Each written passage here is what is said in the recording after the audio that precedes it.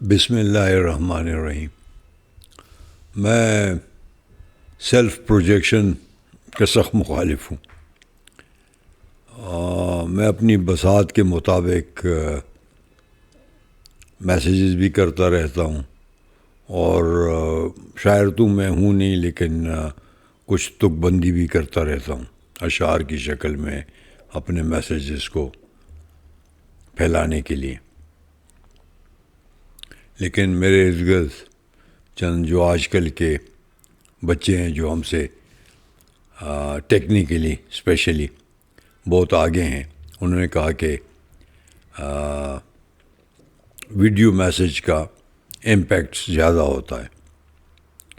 تو آج کل جو تحفظ آئین پاکستان موومنٹ چل رہی ہے، تو اس کے سلسلے میں میسیج ریکارڈ کرانا چاہتا تھا، تو انہوں نے مجھے کنونس کیا کہ ایک آپ ویڈیو میسیج ریکارڈ کرائیں۔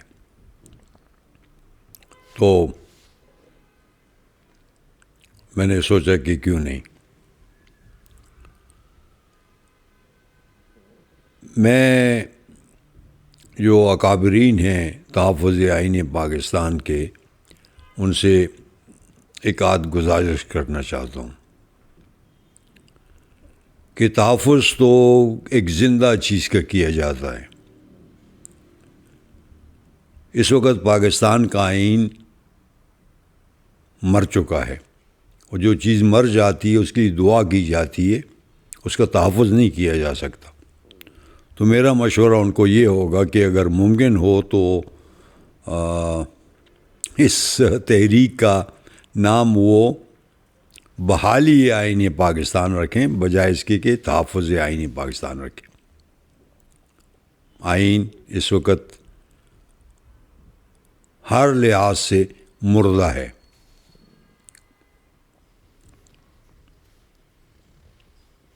میرا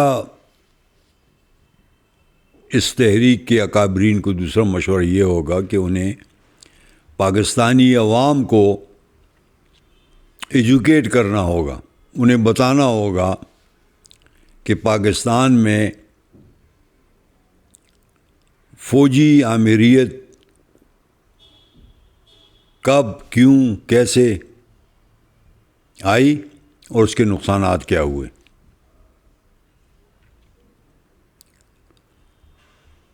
کوئی بھی ماشاء اللہ ملکی ضرورتوں کی وجہ سے نہیں آیا۔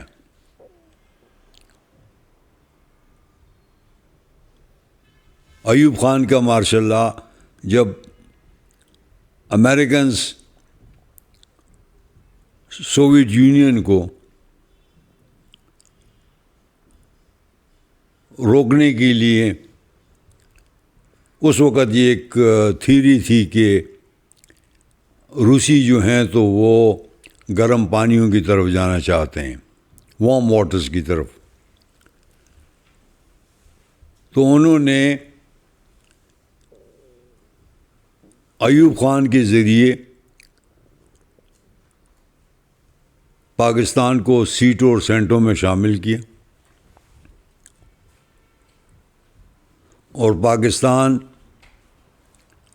روس جو ہمارے پڑوس میں ہے اس کی بجائے ان کا اعلی کار بنا۔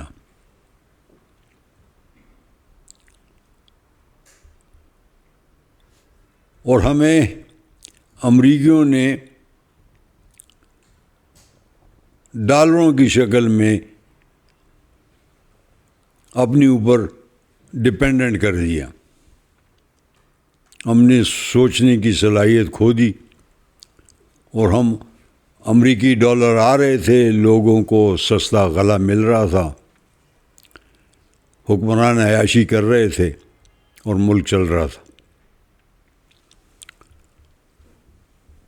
پھر جب سوویت یونین کو توڑنے کا وقت آیا تو ضیاء کا مارشل افغان وار کے شروع ہونے سے پہلے ضیاء کا مارشل آیا۔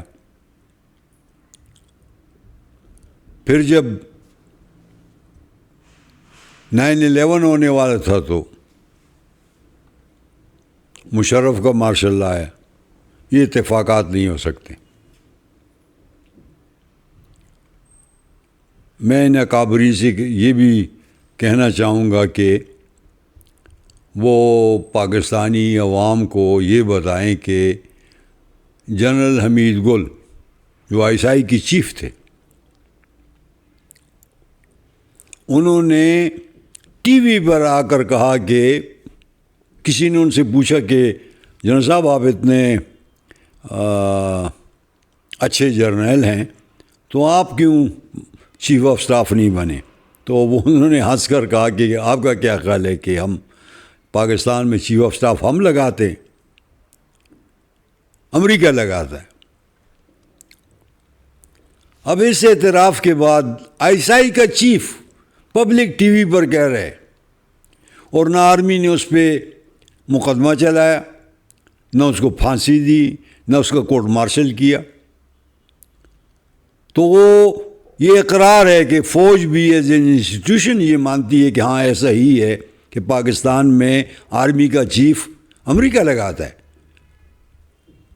تو اس کا مطلب یہ کہ ہم اپنی فوج کے غلام ہیں اور ہماری فوج امریکہ کی غلام ہے. یہ ایک سیدھی سادی منطق ہے. میری سوچ کے مطابق ہمارے جنرل پھنسے ہوئے ہیں. مجھے نہیں سمجھ کہ وہ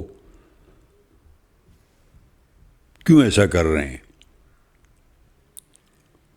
لیکن اتنا واضح ہے دنیا کے کسی ملک میں ایسا نہیں ہوتا کہ اس کے بیوروکریٹس، اس کے جنرل، ان کے ججز کے پاس ڈوئل نیشنلٹی ہو. ہمارے ملک میں مجھے فگرز تو نہیں ایگزیکٹ میرے پاس فگرز تو نہیں ہیں، لیکن میرے حساب سے 50% یا اس سے زیادہ کے ہمارے جرنیل، ججز اور بیوروکریٹس جو ہیں ان کے پاس ڈوئل نیشنلٹی ہے. دنیا میں کہاں پہ ایسا ہوتا ہے؟ ہمارے جرنیل، ججز، بیوروکریٹس ریٹائر ہونے کے بعد دوسرے ملکوں میں سیٹل ہو جاتے ہیں.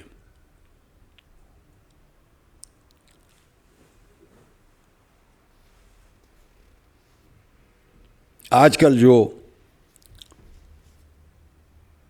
یہ بغیر اعلان کے مارشل لا ہے تو چند لوگ اس کو عمران خان اور فوج کی لڑائی قرار دیتے ہیں. چند خود غرض لوگ اپنے چھوٹے چھوٹے مفادات کے لیے اس بیانی کو تقویت دیتے ہیں. یہ غداری ہے. یہ سب غدار ہیں. میرے حساب سے دنیا کا سب سے غریب انسان بے وطن انسان ہوتا ہے، اور یہ غدار ہم سب کو بے وطن کرنا چاہتے ہیں. یہ ملک جو اللہ کے نام پر بنا ہوا ہے اور جسے اللہ نے ہر قسم کے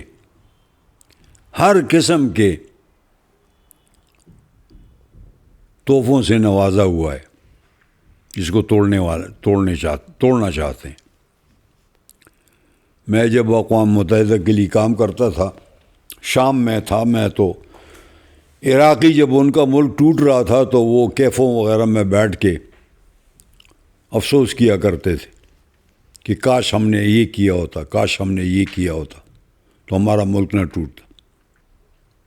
تو پاکستانیوں، یہ وقت ہے کہ آپ اٹھ کھڑے ہو، آپ اٹھ کھڑے ہوں اور اپنے آپ کو بے وطن ہونے سے بچائیں. یہ آپ کا فرض ہے. نہیں تو آپ انہی عراقیوں کی طرح یہ کہتے پھریں گے کہ کاش ہم نے یہ کیا ہوتا، کاش ہم نے یہ کیا ہوتا. خدا آپ سب کا حامی و ناصر ہو.